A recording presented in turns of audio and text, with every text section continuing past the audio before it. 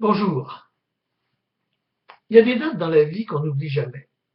Si je vous mentionne par exemple le 11 septembre 2001, probablement que vous savez exactement où vous étiez quand vous avez appris ou quand vous avez vu les images qui sont reliées à cette date, c'est-à-dire l'attaque contre le World Trade Center à New York. Le 22 novembre 1963 est une autre de ces dates, l'assassinat de John F. Kennedy. Et pour ceux de ma génération, même si ça va faire 50 ans cette année, on se souvient exactement où on était lorsqu'on a appris la nouvelle de cet assassinat, de cet attentat, puis bon, enfin, qui est devenu un assassinat. Il y a une autre date qui, dans ma vie personnelle, dont je n'ai jamais oublié où j'étais au moment où j'ai appris une certaine nouvelle, et les jours et les semaines qui ont suivi, et même les mois qui ont suivi cet événement.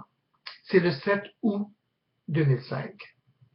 Cette date est très importante dans ma vie parce que c'est la date où j'ai appris que mon fils Charles, qui venait tout juste d'avoir 20 ans, une dizaine de jours auparavant, venait d'avoir un malencontreux accident de plongeon et se retrouvait incapable de bouger le moindre de ses membres.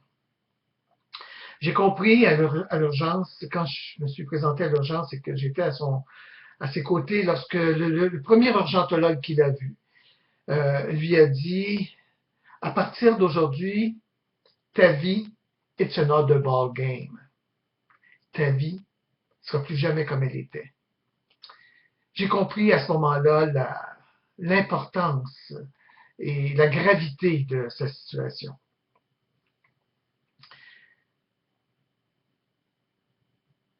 Charles s'en est très bien sorti, malgré tout. Il est toujours quadraplégique, il le sera probablement le reste de ses jours, mais sa résilience a été le facteur déterminant dans son cheminement.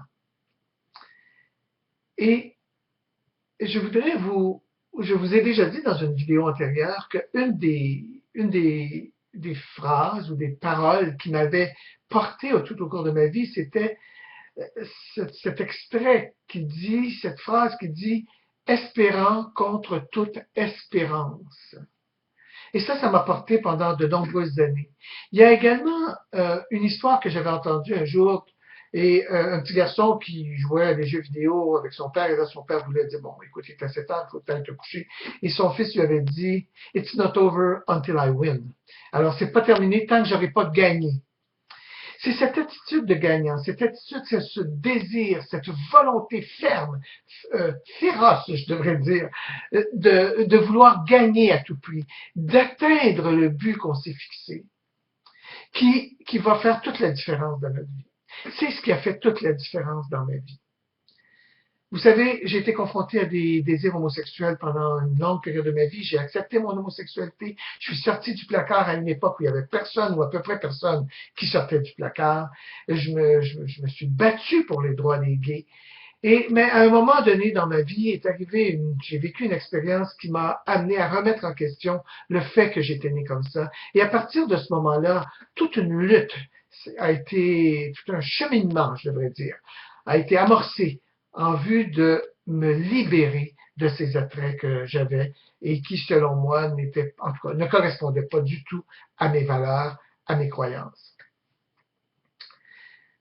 Cette lutte, même si elle n'est pas complètement gagnée aujourd'hui, il y a eu beaucoup, beaucoup, beaucoup de victoires et d'énormes victoires par rapport à ce combat que j'ai mené dans ma vie.